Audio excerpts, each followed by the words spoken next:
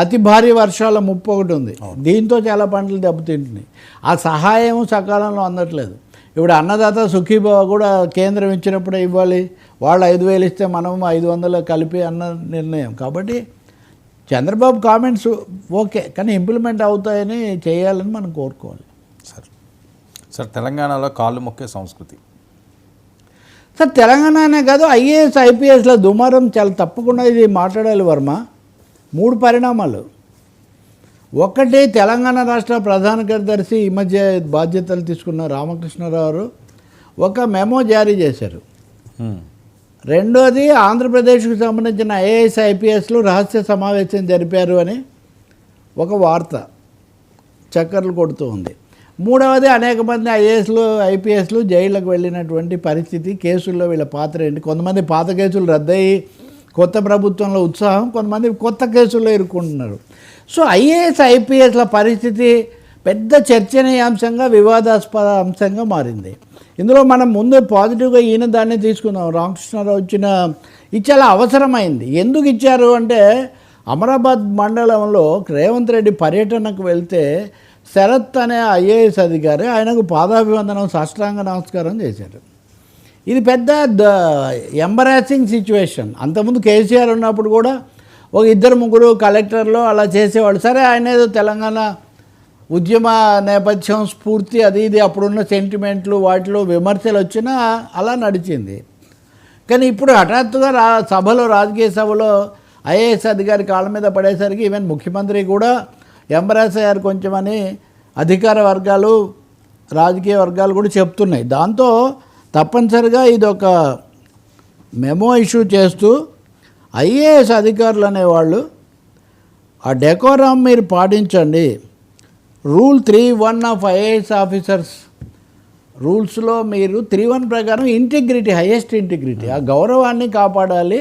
రెండవది ఆ స్వచ్ఛత, అది కూడా మీరు కాపాడాలి అని చెప్పి ఆయన హెచ్చరిక చేస్తూ, ఇందుకు భిన్నంగా ఎవరైనా చేస్తే చర్యలు తీసుకోవాల్సి వస్తుంది కూడా హెచ్చరిక చేశారు. చాలాసార్లు మనల్ని అడుగుతుంటారు కదా, నాయకులు ఎక్కువ, ఐఏఎస్లు ఎక్కువ. సినిమాల్లో అయితే హీరో ఎవరైతే వాళ్ళు ఎక్కువ అవుతారు. హీరో కనుక ముఖ్య రాజకీయ నాయకుడు అయితే ఆయన ఎక్కువ, అక్కడ అధికారి అయితే అధికారి. కానీ జీవితంలో అలా కాదు కదా. కాబట్టి ఈ పరిస్థితుల్లో ఇది ఒక timely warning to civil servants. వాళ్ళ లిమిట్స్కు వాళ్ళు ఎలా ఉండాలి, ఎంతవరకు ఉండాలి అన్నది. ఇంకా రెండోది, ఏపీలో పరిస్థితి. ఈ రెడ్ బుక్ ఇదంతా వచ్చిన తర్వాత, లేకపోతే కేసులు అన్నీ అయిన తర్వాత, గత ప్రభుత్వంలోనేమో ఏబి వెంకటేశ్వరరావు లాంటి వాళ్ళని వాళ్ళు పక్కన పెడితే, ఇప్పుడు ఈ ప్రభుత్వం వచ్చిన తర్వాత, ఇప్పుడు ఉదాహరణ కృష్ణమోహన్ రెడ్డి అనండి, లేకపోతే ఆయన పిఎస్ఆర్ ఆంజనేయులనండి, రిటైర్ అయిన వాళ్ళు ఉన్నారు, సర్వీస్లో ఉన్న వాళ్ళు ఉన్నారు, పక్కన పెట్టిన వాళ్ళు, సస్పెన్షన్స్, వీళ్ళంతా ఉన్నారు. సార్, తప్పంటూ జరిగిందంటే ఎవరి మీదైనా చర్య తీసుకోవచ్చు. కానీ ఐఏఎస్లు ఐపీఎస్లు కూడా ఒక ప్రభుత్వానికి అనుకూలంగానో ఉండాలి, లేకపోతే కుదరదు అనేది ఎంతవరకు, ఈ ప్రశ్న ఒకటి వస్తుంది. మేము చర్య తీసుకుంటేనేమో, ఇప్పుడు చర్య తీసుకుంటే తప్పు అంటున్నారు. మరి అప్పుడు మీరు ఆయన ఎందుకు పెట్టారని వీళ్ళు అంటారు, కూటమి నాయకులు. ఎవరో ఒకరి మీద మేము చేశాం, కానీ మీరు అసలు ఉద్యమంగా పెట్టి అసలు తేడానే చూపించట్లేదు, అనుకూలమైన వాళ్ళందరినీ వెంటాడుతున్నారు, అసలు రెడ్ బుక్ అనేది ఒక భయోత్పాతాన్ని సృష్టించిందని వీళ్ళు అంటారు. వర్మ, ఇవన్నీ కూడా విషయాలు ప్రాపర్గా జరిగితే ఇన్ని ప్రశ్నలకు అవకాశమే ఉండదు. వీటన్నిటిని చర్చించడానికి రహస్యంగా హైదరాబాద్లో సమావేశం అవడం ఏంటి? ఏం చెప్పినా నీటి కంటే రక్తం చిక్కనని.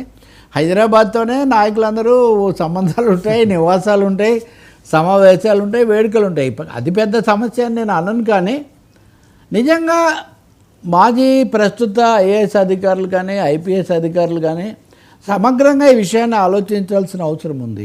నాయకులు చెప్పారనే పేరుతో తప్పులు చేయటమా, లేదు నిబంధనల ప్రకారం ఖచ్చితంగా వ్యవహరించటమా అని. ఉదాహరణకు ఐఏఎస్ శ్రీలక్ష్మిని హైకోర్టు ఏమీ లేదు అని ఆమె మీద శిక్ష రద్దు చేసినా కానీ మళ్ళీ సుప్రీంకోర్టు మళ్ళీ విచారించి మీరు తేల్చండి అని చెప్పింది. కాబట్టి న్యాయపరమైన నిర్వచనాల్లో కూడా వీళ్ళ పట్ల ఎలా ఉండాలనేది ఒక పెద్ద సమస్యగా మారుతుంది.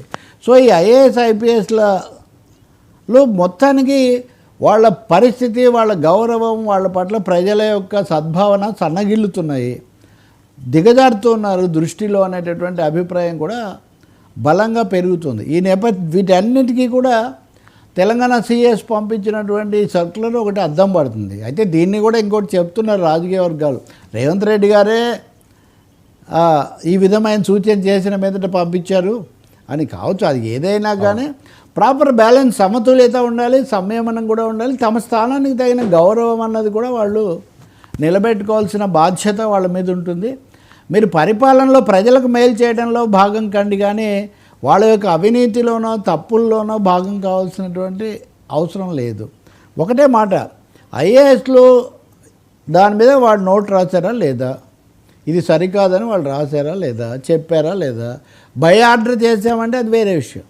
కాబట్టి అసలు వాళ్ళ అమాయకులు, నాయకులు చెప్పినట్టు చేసామంటే అది కూడా కుదరదు. మీకు అంత శిక్షణ ఇచ్చి ముసోరికి పంపించి ఇవన్నీ ఎందుకు చేశారు? అవును, మీరు మీ పాత్ర మీకు ఉందేనే కదా. కాళ్ళు పట్టుకోవడానికి కాదు కదా. దానికి ఇవన్నీ ఎందుకు? పదవి కావాల్సిన వాళ్ళు, పనులు కావాల్సిన వాళ్ళు, కాకా పట్టేవాళ్ళు వాళ్ళు పట్టుకుంటారు కదా, దానికి ఐఏఎస్లు ఎందుకండి? సరే, కాబట్టి ఇదొక హెచ్చరికగా తీసుకోవాలి. నేను అనుకుంటాను, నేను ఉదయం చూస్తున్నాను ఒక మాజీ ప్రధాని కార్యదర్శి ఆంధ్రప్రదేశ్ ఆయన ఒక మీడియాలో మాట్లాడుతుంటే ఈ సీక్రెట్ మీటింగ్ మీద మీ అభిప్రాయం ఏంటని, ఈయన ఏమంటున్నారు, అవునండి తప్పులు చేసిన వాళ్ళందరినీ తీసిపోవాల్సిందే, లేకపోతే ఎలా కుదురుతుంది అన్నారు. ఇప్పుడు బ్లాంక్గా అందరినీ తీసిపోవడం అంటే ఎలాంటి సంకేతం వస్తుంది? మేమెందుకు చిక్కుకోవడం అని వాళ్ళు మళ్ళీ సహాయ నిరాకరణ చేస్తే అదెలా వస్తుంది? Balance, everywhere balance, democratic principles, constitutional rules of functioning అంతా వాటి ప్రకారం వెళ్ళాల్సిందే. కానీ ఇది ఒక హెచ్చరిక, తప్పకుండా హెచ్చరిక ఆయనే చేశారు కదా. కాబట్టి కానీ నాయకులు కూడా, ముఖ్యమంత్రులు కూడా బాధ్యత తీసుకోవాలి. వాళ్ళు ఎవరైనా అతి వినయం చూపించే వాళ్ళని కాస్త అదుపు చేయడం, లేకపోతే తమ స్వార్థం కోసం పక్కదో పట్టించే వాళ్ళకి తగిన హెచ్చరిక చేయడం, అది చాలా అవసరం. నేను చాలామంది చీఫ్ సెక్రటరీలను, ఐఏఎస్లను ఇంటర్వ్యూ చేస్తాను గతంలో, లేకపోతే ఈవెన్ వ్యక్తిగతంగా కూడా రకరకాల ఉదాహరణలు ఉన్నాయి. కానీ ఇప్పుడు ఒక బ్యాడ్ పీరియడ్, సివిల్ సర్వెంట్స్కి ఇది బ్యాడ్ పీరియడ్ అనే ఒక అభిప్రాయం ఉంది. ఇంకొక అంశం కూడా, మూడోది, రిటైర్ అయిన వాళ్ళని తీసుకొని వచ్చి వాళ్ళందరూ కొనసాగుతుంటారు. ప్రత్యేక ఉదాహరణకు ప్రత్యేక సలహాదారు, లేకపోతే చీఫ్ అడ్వైజరు అని ఏం చేయాలి? ఇప్పుడు మీ తర్వాత నేను రిటైర్ అయ్యాక కూడా నన్ను అలాగే పెట్టి మీరు మీకు స్వతంత్రత రావట్లేదు. సో ఇప్పుడు మొన్న ఒక శ్రీనివాసులు గారు మన దగ్గరే ఇంటర్వ్యూ చేసినప్పుడు 99లో ఆయన చెప్తున్నారు, భవిష్యత్తులో తనకు ఎక్స్టెన్షన్ రావడానికి వీలుగా వీళ్ళు ఇప్పటి నుంచే ప్రవర్తిస్తున్నారు. ఎవరెవరైతే అదే పనిగా ఎక్స్టెన్షన్స్ పొందారో వాళ్ళందరినీ మనం సందేహించాల్సి వస్తుంది.